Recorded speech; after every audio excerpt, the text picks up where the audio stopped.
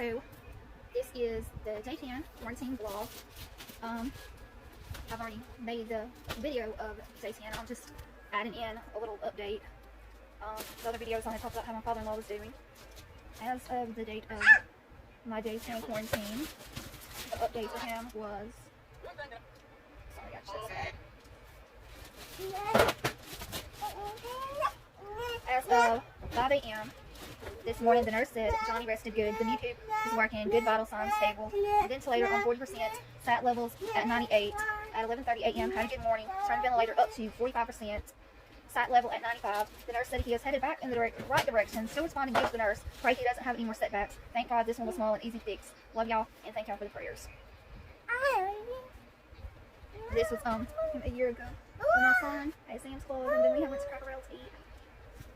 I just wanted to add that to the following video and let y'all know the update on him, on my father-in-law, because this is a quarantine vlog talking about the COVID and the virus, and he did as well test positive for it, and he's the one who's doing the worst. So I just wanted to mention that in the video to show y'all that even though I'm doing fine, others do have it worse, and like I've said before, he has the double pneumonia. So for some people it's worse, for some people it's not that bad. I saw a post from Virginia Department of Health. It said that the long-term effects of COVID-19 or dyspnea. To be honest, I'm not even sure what that is. I know it's something to do with your lungs. I guess like your breathing. Headaches. Which before COVID, I was already getting headaches. Like, you know, people have migraines, people have sinus headaches, tension headaches. There's all kind of headaches you can have. And like I was having before I tested positive, I was having, like right here, like the top of my nose, and I just figured it was sinus pressure. A lot of times I have pressure like right there, sinus pressure up in here, and the doctor has said it's probably a tension headache. Never been diagnosed with migraines.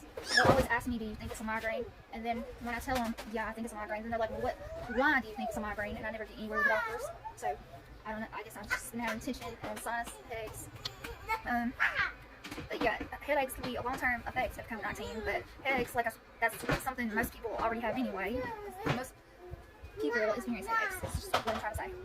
Dizziness. Now, before even having the COVID, I would stand up sometimes and get dizzy, and the doctor did this test on me where I lay down on the bed and then stand up, and they do your blood pressure to see if it was an issue with my blood pressure, and everything was fine. And then she had me do another test where I lay down longer and stand up quick, and I didn't even get dizzy in the doctor's office, and my blood pressure was normal, so they couldn't figure out anything wrong with that. But yeah, I was already experiencing dizziness when standing up before the COVID. But that can be another long-term effect, I guess, if you weren't already experiencing dizziness. Brain fog. That's another one that I was already experiencing before the COVID. Like, I would wake up and just feel like I'm still asleep. Like, my head's just so foggy, and like it's hard to focus, it's hard to concentrate. It's like just like a fog over my head. And I kept telling the doctor about it, and that's another thing they couldn't figure out. They haven't been able to figure out the headaches. They tried to see if my blood pressure was up for dizziness. They can't figure nothing. Brain fog, they don't know either. They just said to try to get a better night's rest. But that's another one that I was already experiencing before the COVID hit. I'm making this edit. It's not going to be a long edit video before the actual video. Taste, smell, and loss. Now that is the only one that I did not have before COVID. I mean, sometimes my nose would be stopped up from sinuses, but that's one of the ones that is like an effect from COVID, because I didn't have that before. Difficulty in concentration, that's another one. Like people with ADD, ADHD, someone commented and said that's the life of an ADHD person. And I've never been diagnosed with ADD or ADHD. My husband has, but I feel like I have difficulty concentrating sometimes, and that goes along with the brain fog feeling. So that's another one that I already had before experiencing the COVID. Difficulty in thinking. That also goes along with difficulty in thinking. Difficulties in concentration. Both of those go back to the brain fog feeling. So yeah, I already was experiencing all of that before even testing for COVID. I was going to the doctor telling her that I felt like I had concentration problems and brain fog and not being able to think clearly. But all of those can be long-term effects of COVID-19, I guess, if you didn't already have those. Depression, which is another that I was already experiencing before the COVID-19. Vagitude, another one I was already experiencing the entire. And anxiety. I was already having panic attacks before the COVID-19. So just about every symptom I was already experiencing before COVID-19. But these, I guess if you could never experience these before, these are the long-term effects of COVID-19. Hair loss. I'm not noticing hair loss yet. I'm hoping that does not happen. It did happen to two of my friends who had the COVID, and I'm just hoping that does not happen. There's 1, 2, 3, 4, 5, 6, 7, 8, 9, 10, 11, 12 long-term side effects, and of the 12, I've already had 1, 2, 3, 4, 5, 6, 7, 8, 9 out of 12 before even testing for the COVID. The only one I haven't had is the screener, the thing with the lungs, the taste of smell loss, and the hair loss.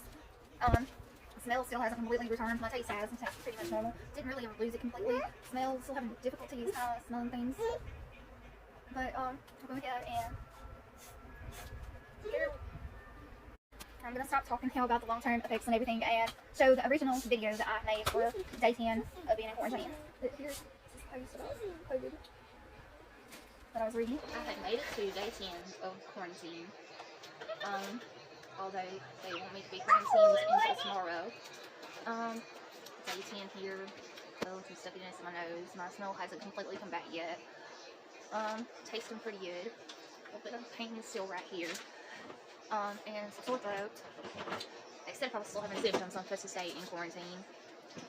But, I mean, sore throat, the stuff I do have, I believe, is just contributed to allergies and sinuses. We're having a parade coming to town tomorrow, so I do plan to be at the parade. I'll still try to social distance, but I do plan to go to the parade.